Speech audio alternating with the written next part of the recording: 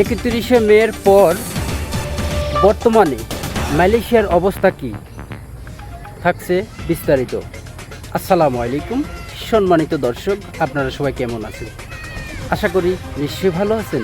আলহামদুলিল্লাহ আমরাও ভালো আছি। আমি কামরুল মালয়েশিয়া থেকে আপনাদের সঙ্গে আছি। আপনারা এই মুহূর্তে যেখান থেকে আমার এই ভিডিও দেখছেন সবাইকে অসংখ্য ধন্যবাদ। ওকে, আমার সঙ্গে আছেন ঝিনাইদহ থেকে ইসলাম মমিন ভাই। আপনাদের সঙ্গে মালয়েশিয়া বর্তমানে পরিস্থিতি এবং 31শে মের পর যে সমস্ত কর্মীরা আসছে তাদের পরিস্থিতি আপনাদেরকে জানানোর চেষ্টা করবে ইনশাল্লাহ। আপনারা সবাই সঙ্গে থাকুন এবং দেখতে থাকুন। মমিন ভাইয়া, আসলে 31শে মের পর বর্তমানে পরিস্থিতি মালয়েশিয়ার কেমন? যে কর্মীগুলো আসছে তাদের পরিস্থিতি কেমন? আসলে এই বিষয়ে নিয়ে যদি একটু কথা বলতেন আমার দর্শকের উদ্দেশ্যে, তাহলে দর্শকের অনেক উপকার হতো। ধন্যবাদ ভাই। আসলে যে প্রশ্নটি করেছেন, আসলে বর্তমানে আমাদের প্রবাসী যারা এবং দেশে যারা আসছে নতুন কলিংয়ে, সবারই কিন্তু মনটা খারাপ। কারণ কি, বর্তমান পরিস্থিতি আসলে খুবই খারাপ এবং বিভিন্ন নিউজে আপনারা ইতিমধ্যে দেখতে পাচ্ছেন যে আমাদের 30,000 কর্মী কিন্তু এখনও আসতে পারে নাই মালয়েশিয়ায়। কারণ কি, ফ্লাইট জটিলতার কারণে 31 মে সরকার ফ্লাইট বন্ধ করে দেয় মালয়েশিয়ার সরকার। তারপর থেকে কিন্তু আমরা দেখতে পাচ্ছি যে অনেক শ্রমিকই এখনও বাংলাদেশে রয়েছে, তারা টিকিট পায়নি, অনেকে টিকিট পেয়েও আসতে পারেনি।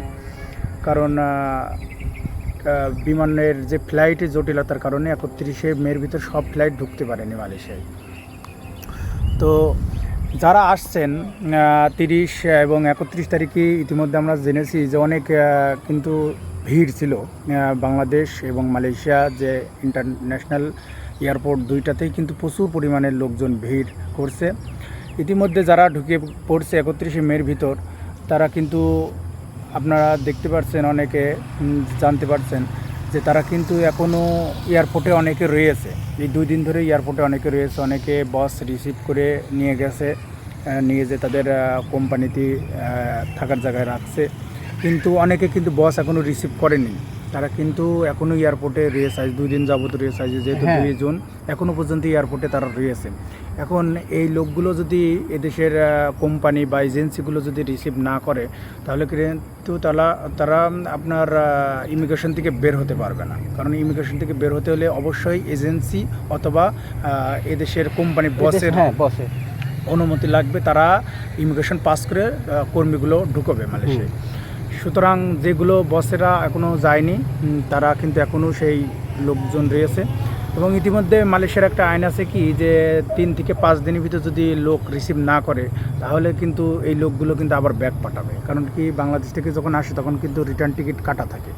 সুতরাং এর ভিতরে 3 থেকে 5 দিনের ভিতর যদি কোম্পানিগুলো রিসিভ না করে, তাহলে কিন্তু পুনরায় তারা তাদের ইমিগ্রেশন ব্যাক পাঠাবে।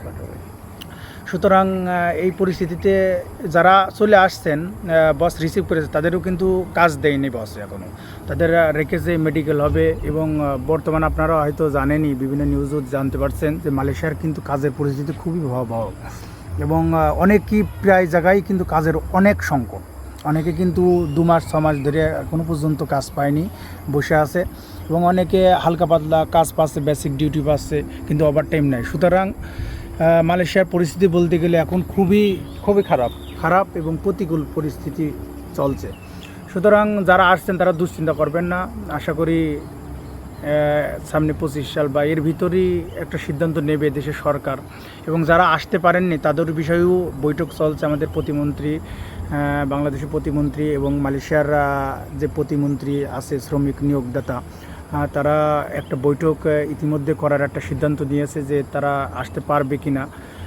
তো এই সমস্ত পরিস্থিতি আসলে আমাদের ইউটিউব চ্যানেল থেকে জানতে পারবেন। যে যখন যে ঘটনাটি ঘটবে ইনশাল্লাহ আমরা আমাদের এই পেজ এবং ইউটিউব চ্যানেল থেকে জানিয়ে দেব। আপনারা পাশে থাকার চেষ্টা করবেন।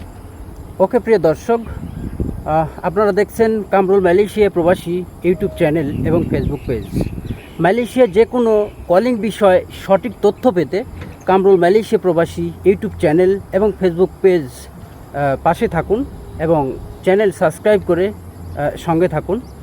ওকে প্রিয় দর্শক, আজকের মতো ভিডিও এই পর্যন্তই। সবাই ভালো থাকবেন, সুস্থ থাকবেন। বিদায় নিচ্ছি।